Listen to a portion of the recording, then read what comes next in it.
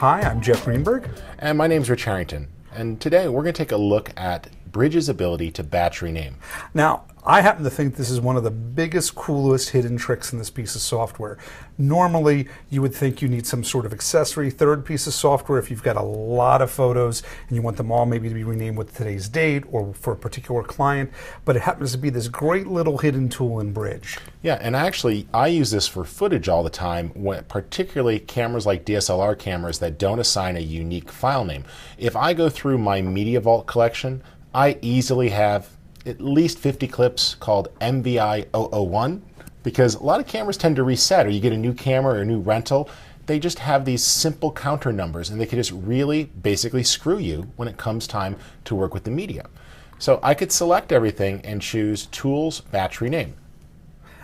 This batch rename isn't just limited to picture files. It'll really work on everything, but in our case, we're going to do something real clever. Let's add the date and time, but let's do one other thing. Let's make sure we keep the original name of the file, just in case we need to find it on the card. Yeah, so this footage was shot in Red Rock, and I'm going to go with the date and time created. In this case, I'm going to switch to month, day, and year, and then add another field by clicking the plus button, but I'll do it after this underscore. Because we need to add the client's information. Yep. And then we'll do another date and time, and this is the one I love, which is hours, minutes, and seconds. So it almost becomes like time of day time code as long as your cameras had relatively accurate time set. And then if you are concerned, not that you probably have two clips that start in the same second, you could still add a unique sequence number, but I think that's pretty good. We've got all of that in there. I make sure it's compatible with Mac and Windows, and this is going to make sure that the file names are compatible. And we've preserved the original name in the metadata. So if you ever had to go back and find it or find it off of the backup file, it's there. Just be careful, as always, on Windows machines when you deal with the FAT32 drives, that the length of your file naming may be a little dangerous. Now, the big thing I like to do is actually save this as a template. So I can love that. This could be my DSLR clips.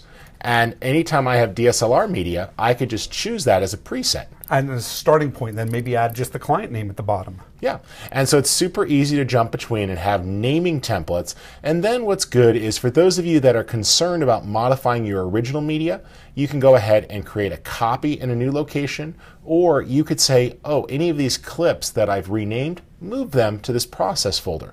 So it's super fast. I'll just click rename, and it goes ahead and makes the change. And the big thing to realize is that this is actually happening to the file itself. So if we reveal that in the Finder or on the desktop, or on the Windows Explorer on a PC, it's updated them here. And for a lot of folks who are finding themselves in cross-platform workflows, I know a lot of PC users using Macs and Mac users using PCs, they sometimes feel uncomfortable.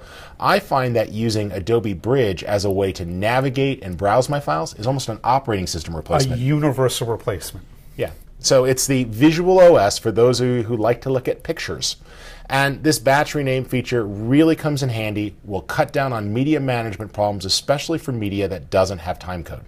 For those of you who haven't done much with Bridge, I'd like you to also just take a quick look at the Tools menu. There's some other great things here, including Photoshop's ability to do a whole bunch of other batch work, including contact sheets, doing lens corrections. One of my favorites here is its ability to do image processing to change stuff to a specific format.